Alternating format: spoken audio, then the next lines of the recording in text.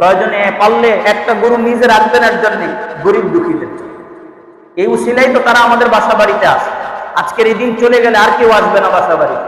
আপনি সারা রাস্তায় লোকও খুঁজে পাবেন না কাউকে একটু গোশত দেওয়ার জন্য, অপমান বোধ করবে। আর আজকের এই দিনে সবাই আপনার বাসা বাড়িতে এসে ভিড় করবে। এই ভিড়ের কারণে কেউ বিরক্ত হব না, বরং নিজের জন্য সৌভাগ্যের কারণ মনে করব। আমাকে কালকে মসজিদের একজন অন্যতম সদস্য উনি বলছিলেন যে আমি তো এরকম করি যে আমার যে অংশ কোরবানি সেটিও দেই, ওইটাও যখন শেষ হয়ে যায় কিন্তু আমার ভাই বোনেরা আসতে থাকে, তা আমি আমার অংশের যতটুকু রাখি আমার নিজের জন্য ওইখান থেকেও দিতে থাকি। আমি ওনাকে উৎসাহিত করেছি আপনি এই কাজ আরো বেশি বেশি করবেন।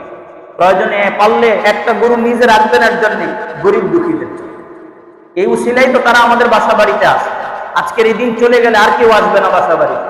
আপনি সারা রাস্তায় লোকও খুঁজে পাবেন না কাউকে একটু গোশত দেওয়ার জন্য, অপমান বোধ করবে। আর আজকের এই দিনে সবাই আপনার বাসা বাড়িতে এসে ভিড় করবে। এই ভিড়ের কারণে কেউ বিরক্ত হব না, বরং নিজের জন্য সৌভাগ্যের কারণ মনে করব যে আমি আমাকে আল্লাহর বান্দাবান্দাদের কাজে লাগাতে পারছি, আল্লাহর বান্দাবান্দীদের কাজে নিজেকে লাগাতে পারছি।